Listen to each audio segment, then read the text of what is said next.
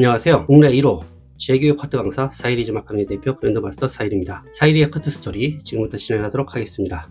이번 시간에는 실루엣과 텍스처, 평면 도해도와 질감 기법에 대해서 알아보도록 하겠습니다. 첫 번째 시간에는 헤어 디자인 분석과 헤어 이미지 분석, 두 번째 시간에는 파팅과 섹션, 입체 도해도와 커트 프로세스까지 강의를 했습니다. 이번 시간에는 실루엣과 텍스처, 평면 도해도와 질감 기법을 제가 분석한 다음에 좀 더 상세하게 설명하도록 하겠습니다.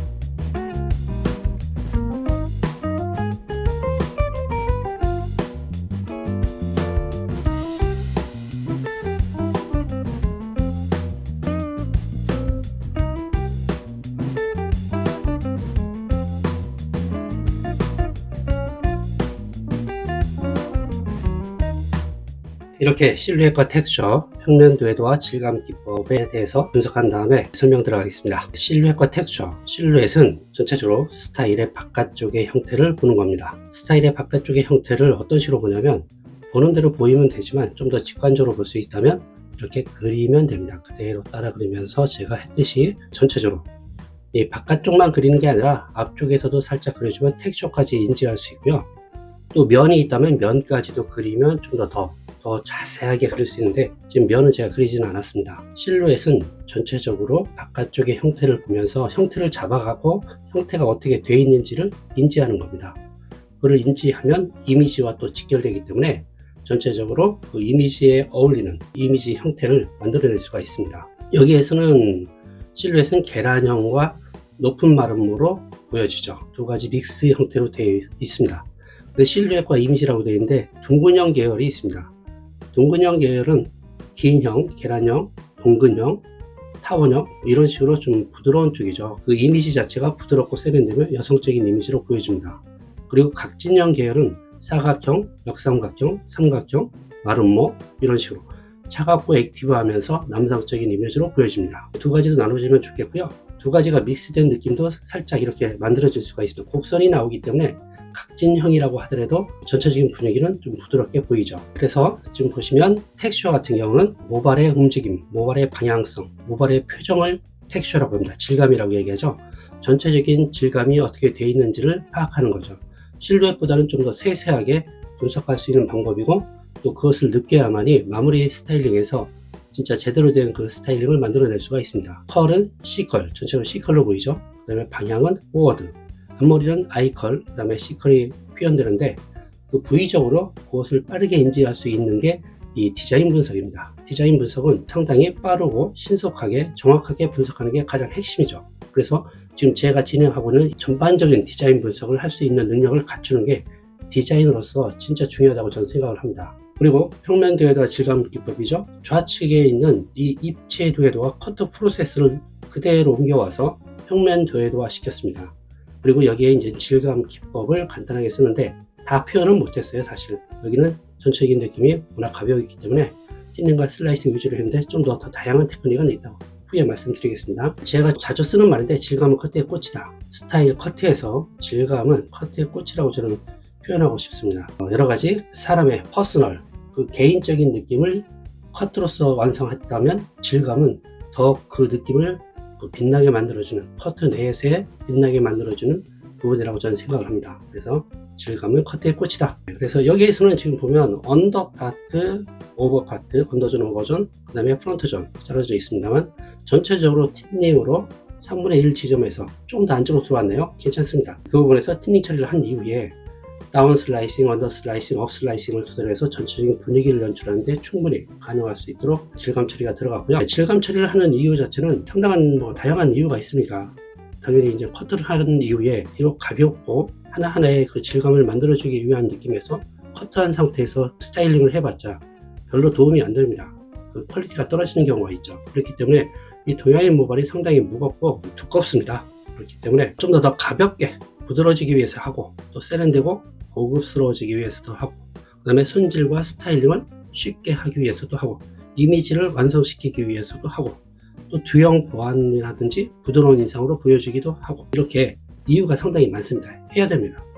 과도하게 하는 게 아니라 그 스타일의 그 이미지에 맞게끔 하는 게 그게 중요한 거죠. 그래서 질감의 기준이 있습니다. 질감 부위는 어디를 할 것인가, 네이프인지 백인지 사이드, 프론트 어디를 할 것인지를 정해야 되고요. 꼭 다라는 건 아닙니다. 다 할 수가 있겠죠, 당연히. 근데 빼놓고 해도 크게 문제는 안 되죠. 부위를 선택하라는 거고, 위치. 예를 들어서 오버존에서 두피 쪽, 이 루트 쪽 있죠. 두피 쪽에서 엔드 쪽으로 갈수록 어디에서 할 건지를 정해야죠. 그래서 뿌리 3분의 1, 이 모근 쪽인지 아니면 중간 쪽인지 아니면 끝부분인지를 정할 수 있어야 됩니다. 사실 어떻게 보면 중간 바깥쪽으로 상당히 많이 요즘에 하는 스타일이죠. 뿌리까지 들어갈 경우도 있지만 좀 조심해야 되고 어쨌든 들어갈 수가 있습니다. 네, 그리고 질감 각도는 지금 여기에서는 커트라인 각도와 질감 각도를 동일하게 선택을 했습니다. 전부 다. 그것은 무슨 말이냐면 커트의 완성도가 높기 때문에 그 커트에 대한 느낌을 손상시키지 않고 그대로 질감만 표현하고 싶은 그런 의도가 있는 거죠. 그 스타일 그대로 커트한 그 느낌 그대로 나왔으면 좋겠다는 생각이 있는 겁니다. 그렇기 때문에 각도는 그대로 같이 들어갔고요. 질감 각도를 예를 들어 다르게 들어간다. 바깥쪽에 하이 레이어를 그라듀에이션으로 안으로 들어간다 할 때에는 여러 가지 이유가 있어야 되겠죠.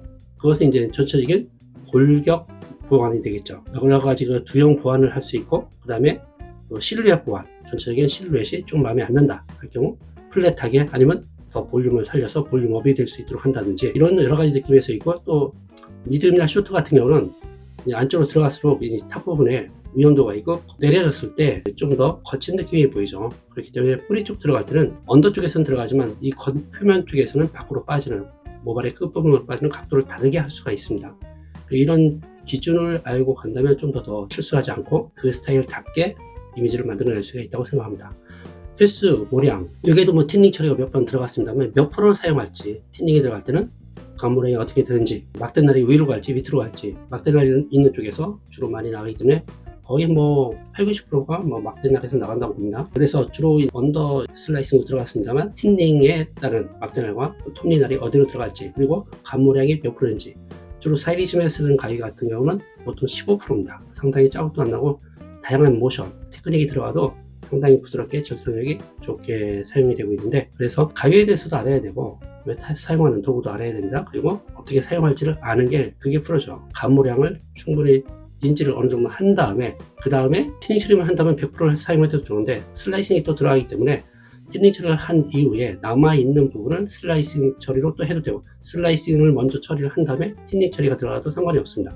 전체적인 결과에 대한 결과값을 얼마만큼 내가 할 것인지를 인지하고 들어가는 거지 무조건 막 들어간다고 좋은 게 아니죠. 이론적인 부분 제가 질감 마스터라는 책을 냈는데 거기에는 여러 가지 다양한 이론적인 게 있습니다. 한번 참조하시면 좋을 것 같고요. 그래서 질감 횟수량 충분히 생각을 해야 됩니다. 전체적으로 이 질감이라는 부분 자체에서 나오는 가벼워지려고 하는 느낌 또 방향성을 만들려고 하는 느낌들이 결국은 퀄리티를 만들어내는 힘이죠. 질감 기법과 시저스, 블런트 시저스로 이제 여기는 표현이 안 됐습니다. 블런트 시저스로 할 경우 상당히 다양한 테크닉이 있습니다. 질감 딥포인트 90도로 들어가면서 끝부분을 하는 경우도 있지만 이 루트 쪽이나 중간 쪽에서부터 하는 경우도 있습니다. 뭐 일반적으로 끝으로 하는 건 일반 아카데미에서 보통 배우고 있습니다만 저희 아카데미에서는 뿌리 쪽이나 중간까지 블런트 커트로 질감 기법, 포인트 기법을 다 가르쳐 드립니다. 그리고 블런트 시어스로 이펙트, 뿌리 쪽에서 밖으로 나오면서 탑 부분은 나머지는 똑같이 들어가도 상관이 없습니다. 그래서 이펙트, 그 다음에 초핑,